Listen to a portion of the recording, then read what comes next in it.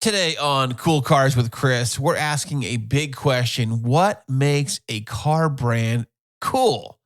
Is it the heritage racing, the design, the sound, or the story behind the badge? However you define it, this episode breaks down the cool factor that makes certain cars unforgettable. Courage joins me once again for an amazing episode. Let's go.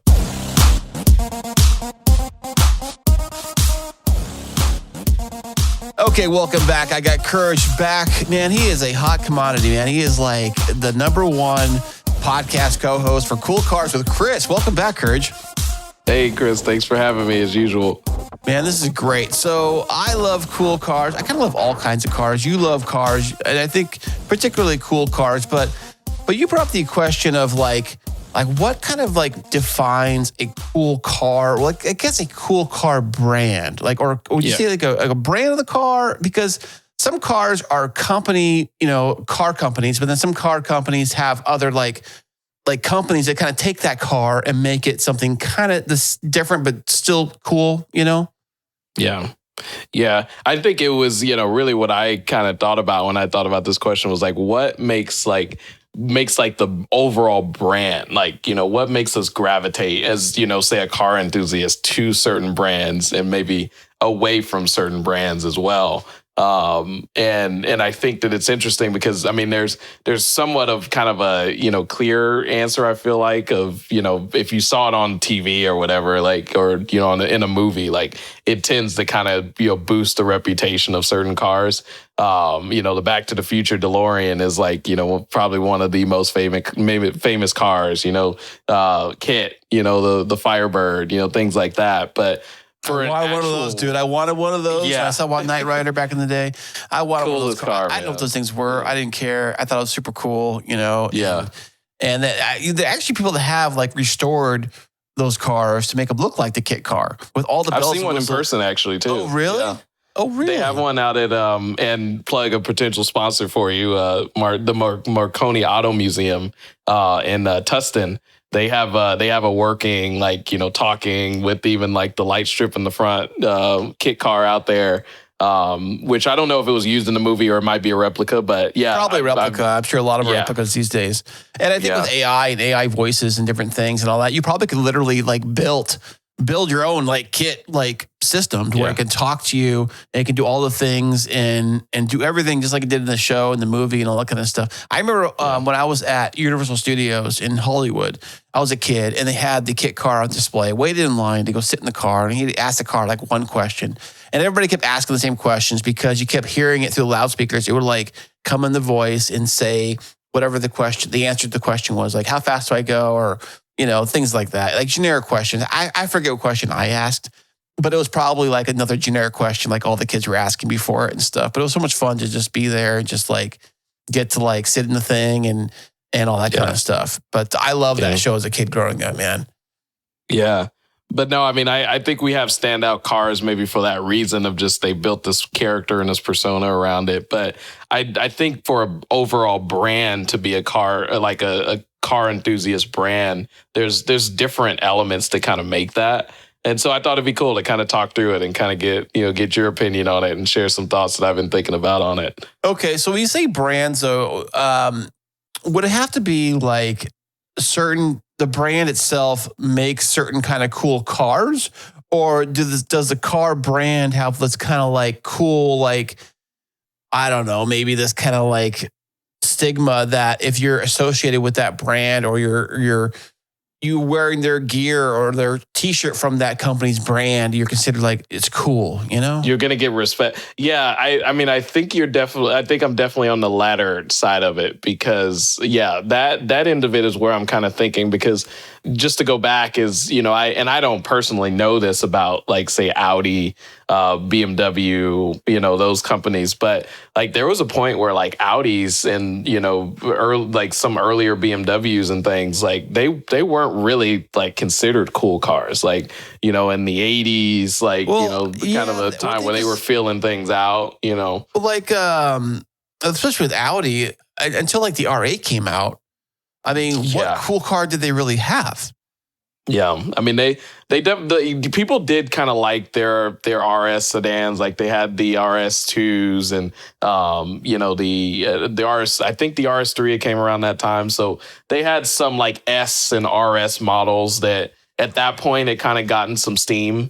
The R8 was definitely a jump off point. I feel like, to your point, for Audi to really kind of have like a flagship halo car. Right. It was like, where does this car company come from? Where have you been all my life, this car company? Seriously. Like, and then you realize like they've been around forever, but you had like the Audi 5000 that like, people like that car now, but like back then, like nobody really cared. Like they drove it because they had to have a car.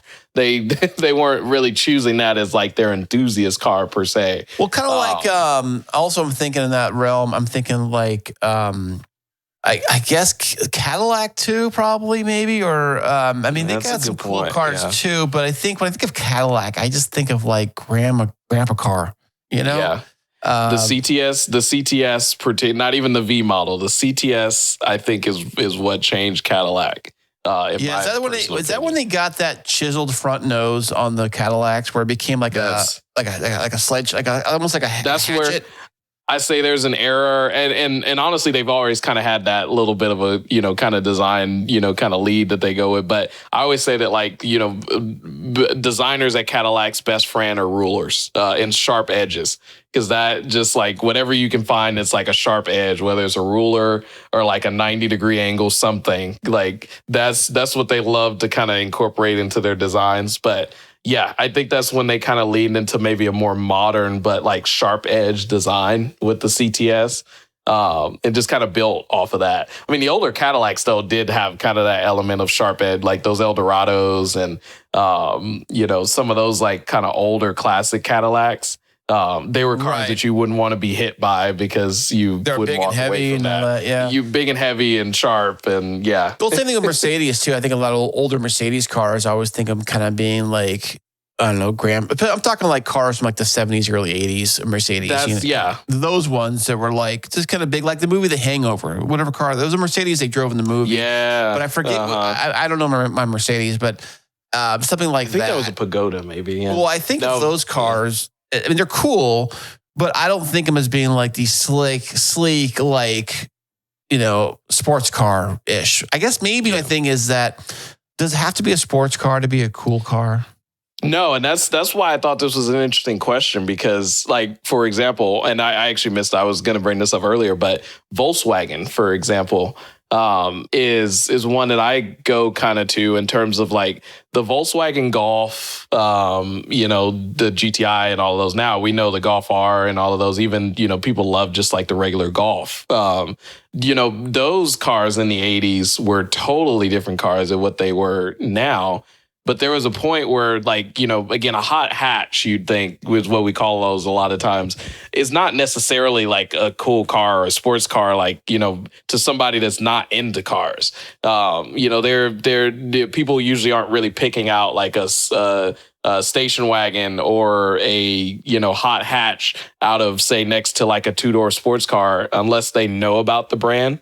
And I think Volkswagen is one of those where like the hot hatch, they really forged and built that sort of that realm of cars where now, like, I mean, again, GTIs, Golf Rs, cars like that are sought after cars now. But 80s, Volkswagens and things like that, they were just kind of just cars that people had. Like, you probably had a family member. They drove around. I think for me, what makes it kind of a cool car brand, I think is kind of sums it up. And I think about it is if this car company, whatever they do, whether it is in any kind of racing, let's just say, if they have a race version, they take a car that they make and they put it in a race, whether it's a rally race or if it's some kind of like GT race, of course, and Le Mans and all that stuff. But if any kind of racing, if they get into racing, if they take their production vehicle, whatever it is, if it's a car I can go buy at the dealership and they have like a race version of that car, out, and it does well, or decently well, or it could be Baja, like the Raptor, Ford Raptor, that kind of stuff, like anything like that, anything where they take, because that shows like that's kind of cool, because it's always pretty cool to where like if you were a racer and you were actually racing in any race, and you have this car and you're with this company and they built the car, they built the engine, they built all the components, well, most of the components, but they built the car that is actually being used in the race and you win with that vehicle. What's the saying go? Win on Sunday, buy on Monday or sell, something like that. So that's why I think what makes a car company cool is if they have got a car that has been used in races, has won, you see it in the races. They had a whole race division. And when it comes to like wearing like gear and swag, like Ferrari gear, I've got a Ferrari t-shirt from Italy, from the Ferrari place. Doesn't quite fit me anymore, but I still have it. But it's from Italy. And it says Ferrari on it, and that's kind of cool. I think it's a cool vibe to have a car that is used in races or a company used in races. It's a whole like swagger about it. That's what it means for me for a cool company, a cool car company. If you had like a bell or like a celebration sound effect right now, it would be like the time to use it. I didn't load anything in the system, dude. I didn't even think about that, But you're spot. I think you're spot on, 100%. Because I think that's really been the defining factor is like that. Yeah, like you said, race on Sunday, sell on Monday, like that. The American companies kind of leaned into that at a certain point and really saw some traction around that. But yeah, like I mean, if you had these like race versions, rally was like a huge thing. Like you had these rally cars like Audi that had like the Audi Quattros. Well, I think of the Hyundai. Hyundai had a car they used in the rally races. I don't know which model it was, and so Ford Focus had a car they used in the rally races, and Subaru, of course, with the that's a big one too, because I mean Subarus, I mean even now, like I mean things that aren't like the performance Subarus, that aren't like an STI or a WRX, are literally just like cars. There's not much special. I love a Subaru Legacy though. I'm not gonna lie. Like the older like Subaru Legacies, there was a generation of those I think in the like late 90s where like are just like sought after cars, like and they're just regular cars, but they just had a design about them that everybody loved. But the all-wheel drive system, I think, was what kind of and the all-wheel drive, that was a huge factor too. They're popular in like northern America. Minnesota, in like any place north of the close to the border of Canada, the Subarus are like hot sellers. They are super hot. Everybody buys them or owns them. Every mom. It seems like a Subaru thing or whatever. But I know that I remember when the Mitsubishi Evo, the Evolution came out, and that was a big thing with the rally races. I think it was the Evo 2. I think it was a race, or then Evo 3 was for sale in the States here, and my dad had the regular Lancer. And in the dealership, they had the Evo 3 on display. I went to sit in the thing and I was checking it out and that kind of stuff and all that. But that is too one of just like a regular Lancer versus like an Evo is like one of the most like just the weirdest like kind of side by side comparison ever. Like because like on the surface they kind of look the same, but I mean the regular Lancer is just like almost as regular car as it gets type scenario. But but the Evo is like is just one of the craziest things that you can get in terms of just how their all-wheel drive system works. They were so ahead of the time on that. And plus the turbo, little 2-liter turbo car. 2-liter turbos, man. It had close to 300 horsepower, I think. Representing for the 2-liter turbos, man. Yeah, that thing was nuts. And I wonder what you can pick them up for today. That's a good question. Like I think it came out in 03, 04. And then I think sometime around the mid 2000s, they totally like changed it to this where it looked more like a sedan. It kind of got bigger and kind of longer the nose. Those are fine too. I see them now and then. I do like the later Gen Evos. I do kind of like those. Sad that we don't have them anymore, but Mitsubishi is on some form of life support at this point. I don't know what the dealerships are anymore, if they even exist. I have no idea. I have not even seen nothing about from Mitsubishi in like forever, so I don't even know if they're around. See a cross. What do they call them? The Eclipse Cross or Cross Eclipse, something like that. I saw one of those recently from not having seen him like in a long time. But other than that, like any new Mitsubishi cars, I either I don't pay attention to them or they're just not really out there. Yeah, well, like I said, they used to be super, super hot. I thought Mitsubishi was super cool, dude, because I love the Mitsubishi Eclipse. I wanted one so bad.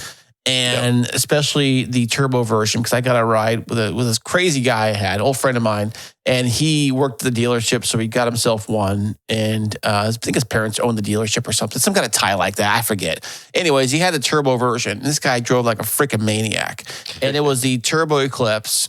And it was so fast. It was crazy fast, but the guy was a maniac behind the wheel. So you got somebody that's like a crazy driver, plus you got that much power in that thing. It was whipping. It was fast. And you got all-wheel drive, I'm assuming, too. No, he just had the so it's just a two-wheel drive version. Oh, okay. Because out here in Southern California, you didn't see a lot of the all-wheel drive. Because I went to the dealership looking at them, and the guy told me, he says, we don't sell a lot of them out here because we don't live in Minnesota or places like that need the all-wheel drive. So I said, that kind of makes sense. So, and that was during a time, like we're talking like mid-90s, when the front-wheel drive, like hatch, like sport coupe cars were all the rage. Honda Prelude, even the Honda Civics, Acura Integra, the Eclipse. What else was there? One that I can think of right now, but I'm sure there are other ones. I mean, I know other companies kind of got in that. Of course, Ford came in with their Ford Focus a little bit later. Focuses. And that's kind of jumped into the game too. And then obviously the VWs, like all of the, all those, yeah. So those were around too. So it was kind of like this whole I guess world around, I guess, just before Fast and Furious came out, where it was the whole import, like front wheel drive import tuner world kind of evolved around Hondas and Acura's. You can get them for cheap and cheapish well, back then I know that like a middle range Acura Integra with a stick shift would probably run you somewhere around maybe 20 grand at top end, maybe 22, maybe for a middle of the road Acura Integra. Not talking the VTEC. I think the VTEC was a little higher, maybe the 22, 23 range. Trust me, because I looked into these. That's how I know this. So inflation, inflation, you're probably that's probably like a 39, 40 grand-ish. Yeah, I mean, what does the new Integra go for now? It's a 4-door sedan. Oh, talk about maxing out inflation. Yeah, I mean that's like a 60 grand car now. Well, that's the top. If you get the top end version. Yeah, if you get a Type S, that's 6. Yeah, I mean I could definitely look that up too. But they're probably like around mid 30s or something like that. I would say for in the sort of base Integras. I think most of those mid-size, I don't know if you'd call it a compact car sedan. Would it be considered a mid-size sedan or no? Probably mid-size. No, I'd say they still kind of fall in the compact because the Elantra is in the same realm and they consider that a compact sedan. And above the Elantra is Sonata, right? Is the Sonata, yeah. So that's what they consider mid-size a lot of times. Gotcha. So as far as cool car brands go, of course, you got the obvious. You got the Ferrari, you got the Lamborghini, you got the Porsche, you got the BMW, AMG, Mercedes. I mean, those are obvious. And then, of course, you got the American ones like Ford, Chevy. But, I mean, there's so many cool car brands. I think that...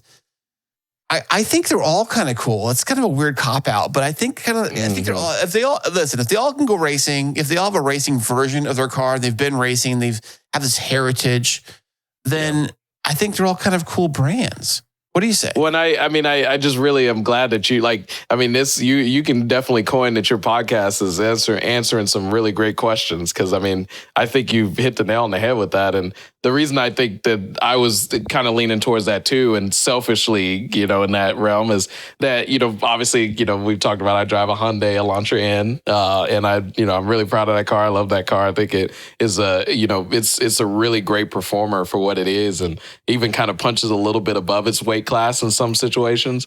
But to me, Hyundai as a brand, up until probably the mid when they came out with the Veloster N, if you would have said Hyundai to me, it wasn't considered a cool brand. And they did do some racing though, so I slide into the cool brand category. That's interesting because they're pre kind of in division race because now their racing division they're killing it in like the TCR leagues, the what they call it, the manufacturers constructability, or I forgot what they call that league, but where they're racing a lot against almost sort of like a GT3-ish class car situation, but not quite. They're really killing it in a lot of those racing leagues. And now, like I do consider it a cool brand because of that. But to your point, having known that they had that past and kind of some racing too with some of their other like kind of rally situations. I mean, I think that a movie helps with like maybe a specific car becoming sort of this cult classic and that people gravitate to. But I think it doesn't get serious, like you said, until they really, where the manufacturer puts their money where their mouth is and really starts to put something out there and creates like this race version of certain I like what you say about the movies, though, because I think movies really puts cars on the map as kind of that cool car that everybody kind of like wants. I remember walking out of the movie Gone in 60 Seconds with Nicolas Cage and that Mustang at the end of the movie. Yes. Eleanor. Yes, Eleanor, the Mustang. It was a 67 GT500, I believe. But something like that. Something like that. Yeah. And everybody wanted either that or a car that looked like that. Yes. Or a Mustang that looked like that. And I did too. I was in the same boat. I was like, holy crap. I think also when that movie came out, we didn't have a lot of cool like racing. There was some older stuff like Bullet. If you've ever seen the movie Bullet, it's a completely boring movie until you see the race. I literally have only seen like the car chase scene. Me neither. Bullet. That's the only thing. My dad, I heard it's a horrible movie. It's like totally like a lot of like boring talking, like dialogue throughout the entire movie until you get to the race scene at the very end. So, but that's kind of a cool car. The Mustangs have been in a lot of movies and they've kind of, especially with, like I said, with the Gone in 60 Seconds and Bullet and things like that, Mustangs have been very popular. It kind of puts them on the map as kind of a cool car. Not only that, you see them in television shows too and stuff, like the convertible Mustangs and things like that. I think what would be a cool thing to do though, and there's probably reasons why this hasn't been done yet, but Jim Farley, again, call out. It would be the coolest thing to have like a special edition, like Gone in 60 Seconds, Eleanor version of like a newer Mustang. Right. They did do a Bullet a few years for a bunch of different models of the Bullet. Yeah, they've had Bullet Mustangs. Yeah. Right. Which is kind of funny because the movie was crap and it has one scene and it's kind of like that. But yeah. But I don't know. Gone in 60 Seconds was a car movie. I feel like leaning into that obviously it would be like a super one-off kind of deal, but the movie buffs don't really think it was that great of a movie, to tell you the truth. They don't. Yeah. I did the total tangent side note, but my wife tells me all the time that like I'm a bad movie guy. Like all of my favorite movies are movies that like other people consider bad. Like if you ask me if I've seen any of like movies that I should be watching, like I probably will tell you I haven't. Well, there are those people that like all those Oscar winners that are like the fluffy movies no one's heard of. That wins Best Picture. Like what movie was that? Never heard of it. And like there are people that are super. Being in podcasting, I've talked to a lot of these people that are super, super into movies. They'll tell you the sound guy's name on some obscure movie. You're like, what? Like what are you talking? Like, what are you watching? I don't watch. I only watch. He held that mic was just. It was not just that. It's like I'll tell the directors all the movies some director made, all this stuff. They go way deep into the different like the script writing and all this nonsense. Yeah. I'm like, listen, I want to have a good time. Popcorn ready. Let's go. Let's do this. The only person you really got to do that for is like say maybe like a Tarantino or like a Scorsese or like that too. Yeah, kind of that level. But like when it's like really beyond that, like a lot. Like I get respect for maybe that like that person. Well, there are people that are it's their thing. You're into cars. You're into cars. They're into movies. Exactly. Like, as hardcore you are into cars, they are hardcore into movies. And I just want to have like the middle ground, man. I love cars and I love movies. Can we all just get along? Exactly. I like that a lot. Yeah. We could just enjoy it all. And I think movies really does play a big part for these cool cars, like a Fast and Furious. It brought back the Mark IV Super. I think it was at the time the movie came out. I think it was discontinued. The Mark IV Super, I believe it was. And so they brought it back in the movie and to Jay-Z and all that stuff. And everybody wanted one of those after the movie. Of course, like the movies, you see a car like that in a movie, you're like, oh, I want one of those cars. And they make it look so easy. Just putting the parts together. It's like, oh my gosh, I can order parts online and boom, I can put it together in the backyard. No big deal. Yeah, you don't know that there's other factors that play against you when you start doing all that. I watched some. There's a couple of videos on Instagram on Reels where these guys were saying like what people think it is like working on cars. It shows these clips from Fast and Furious where just like putting an oil in the thing, they're wrenching on the car, putting the fenders on, they're putting a wing on the back, all in like a matter of like 5 seconds, right? They're putting a whole montage of the car together, and it shows this guy like dropping like his bolt. He's dropping his wrench down the back of the. He's trying to like change the oil, and he's got oil on himself. Or whatever. Exactly. Right when you said that, I was like, yeah, like you don't show the guy like dropping his 10 millimeter wrench. Dude, I bought a bag of those. I bought a bag of 10 millimeters. I don't know where they're at, but I bought a whole bag. Like I had like one, right?